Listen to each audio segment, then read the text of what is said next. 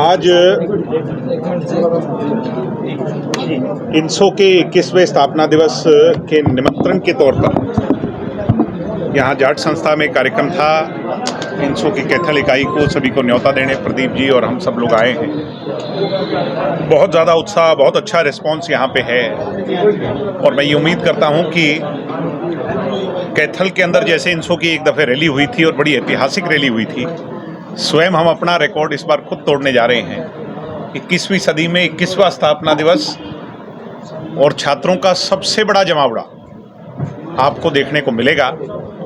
उसमें यहाँ की भागीदारी ज़्यादा हो, इसलिए मैं सबसे अपील करने आया था। बहुत अच्छा रिस्पांस है। कैथल के साथी बहुत उत्साहित हैं, उत्सुक हैं, जल्द से जल्द 6 तारीख आए और उसमें शामिल हों। एक तो ये कार्यक्रम था। एक छात्र संघ चुनाव को लेकर के सरकार का जो वादा है 2018 का, आप सबको याद है, नोटिफिकेशन तक जारी हुई है। पीछे हालात ऐसे रहे कोविड में और पिछले साल तक ऑनलाइन दाखिले तो क्लासेस चलती रही, तो चुनाव नहीं करवाए जा सकते थे। हम भी इस बात के पक्षधर थे कि ऑनलाइन क्लासेस में तो चुनाव हो ही नहीं सकते। मगर अब क्योंकि routine, back to the routine हो गया सब कुछ, तो मैं सरकार को याद दिला रहा हूँ कि अपने वादे को पूरा करें, क्योंकि ये हमारा भी चुनावी वादा था, बीजेपी का भी चुनावी वादा था और सभी का कॉमन वो है। दिल्ली में, राजस्थान में, पंजाब यूनिवर्सिटी में, हर जगह चुनाव हो रहे हैं, हमारे यहाँ भी चुनाव होगी। तो जो लैक ऑफ लीडरशिप है, जो आजकल आप लोग कह रहे हैं कि पूंजीवाद की राजनीति हावी है, अगर इसका काउंटर अगर कुछ है, अगर स्टूडेंट्स को असली मायने में न्याय दिलाना चाहते हैं, इन तमाम मुद्दों का एक ही इलाज है, समाधान है, वो है छात्र संघ चुनाव। आप राजस्थान में देखते हैं, दिल्ली में देखते हैं, पंजाब विश्वविद्यालय में देखते हैं कि जितने भी छात्र जीत करके आते हैं वो कल को अच्छी राजनीति के अच्छे एग्जाम्पल बनते हैं, उदाहरण बनते हैं। तो ये हमारी सोच है, हमारी मांग है। सरकार, मुझे उम्मीद है अच्छी सरकार है और अच्छा फैसला ली। देखिए, सरकार में रहकर सरकार के खिलाफ याद मैं खिलाफ किस बात का? हम तो सरकार को याद दिला रहे हैं कि अभी दिल्ली के, अभी राजस्थान के अंदर चुनाव की घोषणा हो जाएगी 2-4 दिन में, 2-4 दिन में चंडीगढ़ में हो जाएगी, हफ्ते 1.5 हफ्ते के अंदर दिल्ली में हो जाएगी। मैं सरकार को बार बार याद दिला रहा हूं, विरोध नहीं कर रहा हूं, याद दिला रहा हूं, बता रहा हूं कि आपका वादा था, आप भी करें। अन्यथा स्टूडेंट्स हमारे से पूछें कि आप नहीं किसकी, स्टूडेंट लीडर्स की, तो लीडरशिप से ही तो सवाल होगा। सवाल आपसे भी होगा, देशवासी से भी होगा, आपसे भी होगा। जाके पूछो क्या छात्र नोटिफिकेशन जो जारी हुआ था वो कागज कहां है? इसलिए हम जायज मांग कर रहे हैं, नाजायज कुछ नहीं मांग रहे।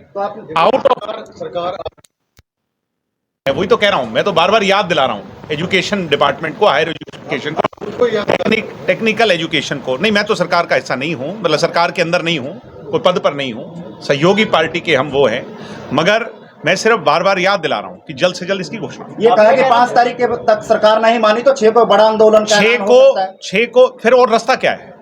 सरकार और रास्ता और रास्ता क्या है? आप ये कह रहे हैं हम यूनिवर्सिटीज के साथ आप समर्थ नहीं है? हम, मैं ये तो आप अपनी जबान मेरे मुंह में डालना चाहते हैं, मैं ऐसी बात नहीं कह रहा। मैं सिर्फ इतना कह रहा हूं कि हम सरकार को याद दिला रहे हैं और मुझे उम्मीद है आप सकारात्मक क्यों नहीं सोचते? मीडिया नकारात्मक दरिए उस पे क्यों चली जाती है? हम तो ये कह रहे हैं भाई सरकार जल्द से जल्द इस बात को मान ले।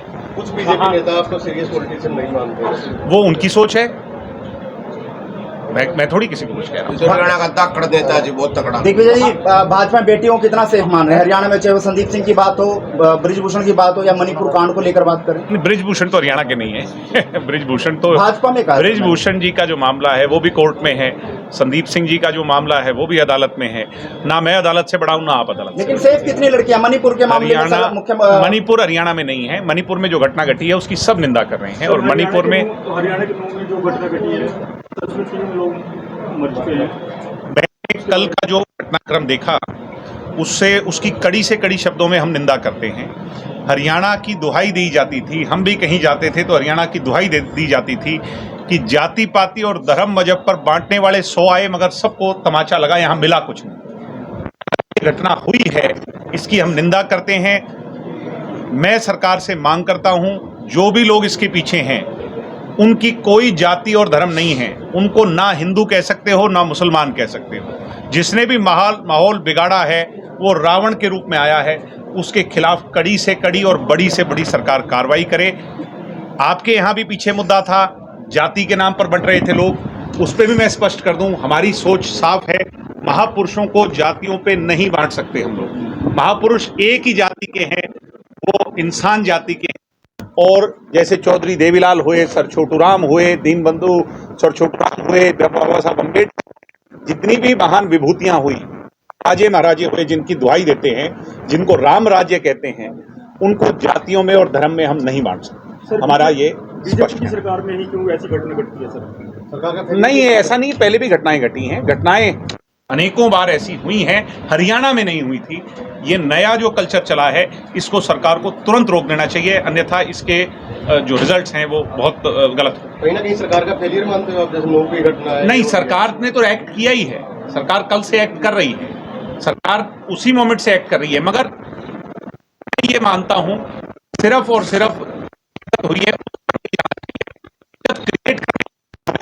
उन पे कार्रवाई होनी चाहिए। मैं देख रहा हूं कुछ सोशल मीडिया पर दोनों पक्षों के लोग जो भी थे, उन लोगों को तुरंत अरेस्ट करा जाना चाहिए और उन पे कार्रवाई होनी चाहिए। छात्र संघ के साथ साथ बेरोजगारी बहुत ज्यादा है। बेरोजगारी को लेके हम सदैव बात भी करते हैं। बेरोजगारी की खाई को भरने के लिए हम प्रयासरत हैं। तभी हरियाणा में गुजरात चली गई मारुति को वापस लेके आए, तभी जापानी बैटरी की कंपनी को, लिथियम बैटरी कंपनी को मानेसर में स्टैब्लिश किया जा रहा है। अन्य इतना बड़ा इन्वेस्टमेंट किसी भी सरकार में नहीं हुआ जितना इस सरकार में हुआ। कोविड काल के बाद फैक्ट्रियां भाग रही थी, हरियाणा में फैक्ट्रियां आ रही हैं। इसके साथ साथ अंतर्राष्ट्रीय हवाई अड्डा आ रहा है। अमेजॉन, फ्लिपकार्ट जैसे बड़े ब्रांड अपने कार्गो हब को हरियाणा में लेके आ रहे हैं। बावजूद इसके मानता हूं कि खाई बहुत बड़ी है, उसको काउंटर हम कर रहे हैं। सब मिलजुल करके उसको काउंटर करेंगे और बेरोजगारी हरियाणा में उससे निजात मिले, इसके लिए हम प्रतिबद्ध हैं। हम 20% के हिस्सेदार होकर के जो भी अच्छा कर रहे हैं। महिलाओं को सम्मान देने की बात हो, दुष्यंत जी ने कल परसों ही एक नई घोषणा की, 33% डिपो होल्डर, राशन होल्डर के अंदर जैसे पंचायतों में आधा दिया था वैसे अब उनको दिया। ऐसे हर वादे को पूरा। उसके बावजूद भी विदेशों की और पलायन हो रही है, जमीन बेची जा रही है। जायज तरीके से विदेश जाना कोई बुरी बात नहीं है। अगर नाजायज तरीके से कोई विदेश जाता है, बहुत सारे केसेस हम दिन दहाड़े देखते हैं कि वहां जाकर के भी उनके साथ हैरेसमेंट होती है, वहां जाकर के भी वो स्लेवरी में जी रहे हैं। मैं उसको कतई प्रमोट नहीं करता और मैं चाहता हूं कि हम सब जागरूक हों, समाज को और ज्यादा जागरूक होने की। 2 दिन पहले चौधरी वीरेंद्र सिंह पलायत आए थे, दुष्यंत चौटाला पर हरियाणा का विकास न करने का आरोप लगाया। वीरेंद्र सिंह ने कभी 2 करोड़ नहीं खर्चे। दुष्यंत चौटाला ने 960 करोड़ का टारगेट लिया हुआ है, जिसमें 600 करोड़ ऑलरेडी उचाणा में खर्च हो चुके हैं। क्या किसी विधानसभा की सीट पर 600 करोड़ भी खर्च हुए हैं क्या? आज तक मुझे कोई एग्जाम्पल के तौर पे बता दें किसी एमएलए ने किए हों। वीरेंद्र सिंह बौखला चुके हैं, वो इस तरह की बातें कर रहे हैं, मैं उस पर कोई जवाब नहीं। जिला परिषद चेयरमैन के साथ जैसे जब भी मीटिंग होती है तो टकराव होता है उसमें बीजेपी जेजेपी का, तो इसको कोई सोल्यूशन नहीं निकाल सकते ताकि विकास हो उसके शहर में? नहीं, विकास शहर का तो जिला परिषद नहीं करती, वो तो नगर परिषद करती है। हाँ, गाँव के विकास की जो बात है उसके लिए हम प्रतिबद्ध हैं और मुझे उम्मीद है कि जिला परिषद के हमारे चेयरमैन और सभी पार्षद मिलजुल के अच्छा विकास करें।